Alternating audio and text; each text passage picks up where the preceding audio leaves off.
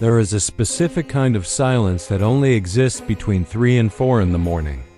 They call it the dead hour for a reason. Most people think the city sleeps. But if you've driven a cab as long as I have, you know better. The city doesn't sleep. It just hides its monsters. My name is Sam. For 15 years, I've been the ghost of these highways. I've picked up CEOs, runaways, and broken souls. But I never believed in the stories. The ones about the midnight travelers or the vanishing hitchhikers. I thought they were just urban legends. Until that Tuesday night on Highway 44. The rain wasn't just falling. It was screaming against the metal of my cab. The fog was so thick I couldn't see past my own hood. And then, at the 13th mile marker, I saw him. He didn't wave me down. He didn't even look at me.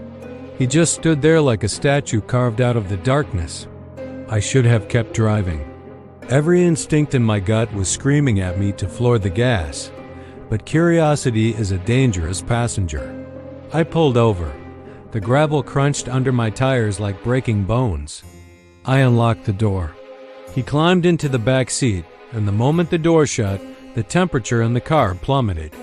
I could see my own breath swirling in the air. "Where to?" I asked. My voice sounded small, thin. The passenger didn't answer immediately. He smelled of stagnant water and old earth. The kind of smell you find at the bottom of a well. Finally, he spoke. His voice didn't sound like it came from a throat. It sounded like dry leaves skittering across a tombstone. "Take me to the old mill bridge," he said.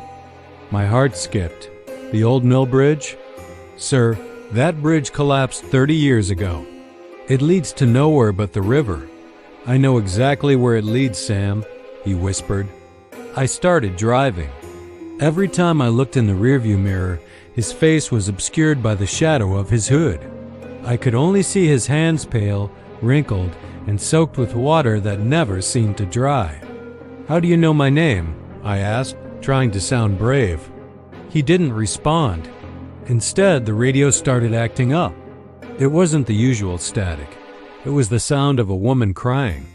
A faint, gurgling sound, like someone gasping for air underwater. The passenger leaned forward. I could feel the cold radiating off him like an open freezer. "Do you remember 1994, Sam? It was a night just like this. The rain was heavy. You were in a hurry. You didn't see the girl on the bicycle until it was too late. The steering wheel felt like ice in my hands. My blood turned to lead. That was a secret I had buried deep.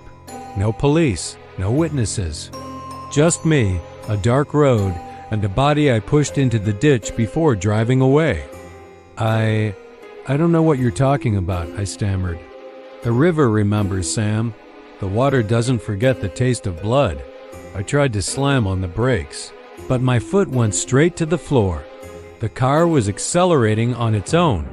80, 90, 100 miles per hour. The trees outside became blurred streaks of gray. "Stop it. Let me out," I screamed, clawing at the door handle. It wouldn't budge. The passenger began to laugh. It wasn't a human laugh. It was the sound of a drowning man's last breath. He reached out with those wet, pale hands and grabbed my shoulder. His touch burnt like dry ice. "You've been running for 30 years, Sam, but tonight, the meter finally runs out. Look at me." I couldn't help it. I looked into the mirror.